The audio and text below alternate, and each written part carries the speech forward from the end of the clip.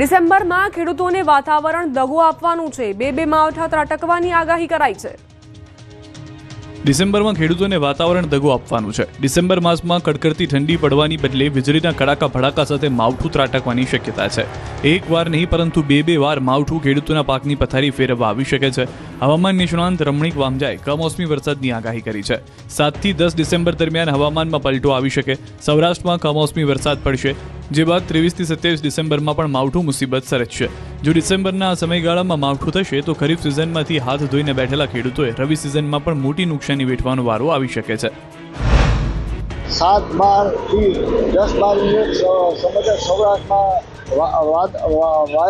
વાતાવરણ પલટો આવશે અને છાંટા છૂટી વરસાદ થશે।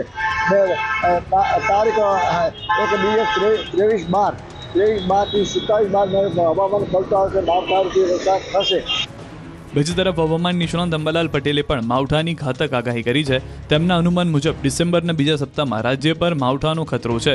15 ડિસેમ્બર બાદ ત્રાટકશે આફતરૂપી માવઠું। એક પશ્ચિમી વિક્ષોભ દેશના ઉત્તરીય પર્વતીય પ્રદેશો પર તારીખ 8 ડિસેમ્બરથી 10 ડિસેમ્બર કે તે પછી આવવાની શક્યતા રહેશે।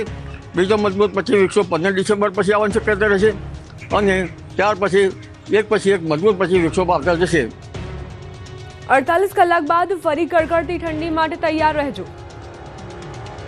ગુજરાતમાંથી ભલે હાલ ઠંડી ગાયબ થઈ ગઈ હોય, પરંતુ 2-3 દિવસ બાદ હાડ થઈ જતી ઠંડી માટે તૈયાર થઈ જજો।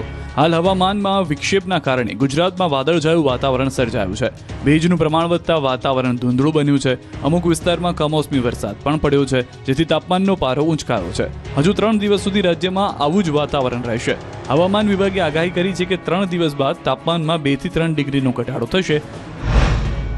अभी 2 दिन 48 घंटा तक ऐसा रहेगा। उसके आगे फिर temperature 2 to 3 degree centigrade down होगा। अभी नॉर्दर्ली विंड आएगा, ठंडी हवा आने का।